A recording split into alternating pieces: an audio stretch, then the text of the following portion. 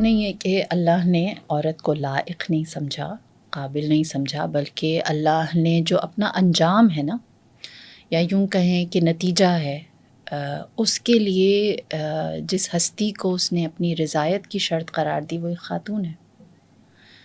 اور اللہ نے جتنے بھی دین نازل کیے ہیں ان سب ادیان میں جو شراکت ہے وہ خاتون کی ہر جگہ رکھی ہے. جیسے حضرت آدم علیہ السلام نے بغیر حوا کے اپنا سفر شروع نہیں کیا.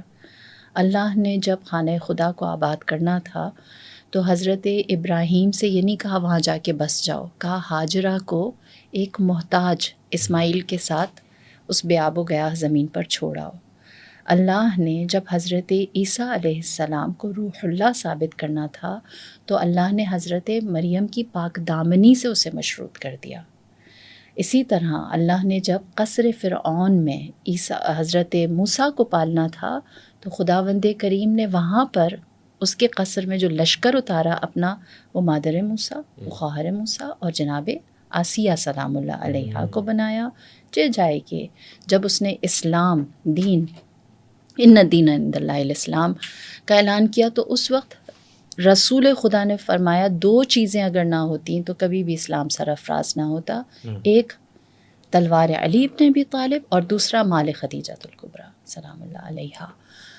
تو ایسا نہیں ہے کہ ہم کہیں کہ شراکت نہیں رہی یا کسی خاتون کو اگر لیڈرشپ نہیں دی گئی تو اس کا مطلب یہ ہے کہ اس میں اس کا کوئی حصہ نہیں تھا. اللہ نے حصہ ضرور دیا ہے اور انجام جو رکھا ہے وہ رسول خدا نے فرمایا جس نے فاطمہ کو راضی رکھا اس نے مجھے راضی رکھا.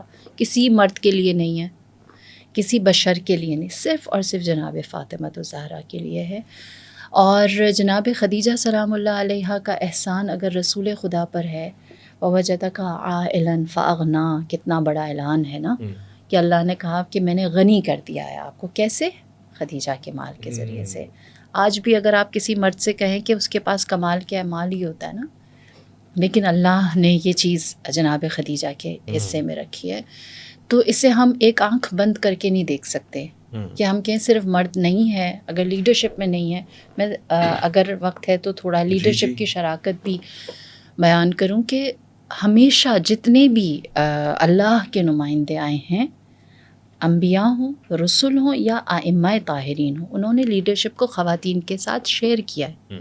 اور وہ شیئر کرنا کیسا ہے؟ سبحان اللہ. جناب خدیجہ خطبہ دیتی ہیں، مختصر ہے آپ کا خطبہ، لیکن رسول خدا خاموش ہیں. یہ شراکت ہے نا لیڈرشپ میں کہ سننے والے بھی نبی ہیں. جناب فاطمہ خطبہ دیتی ہیں، امیر المؤمنین خاموش ہیں.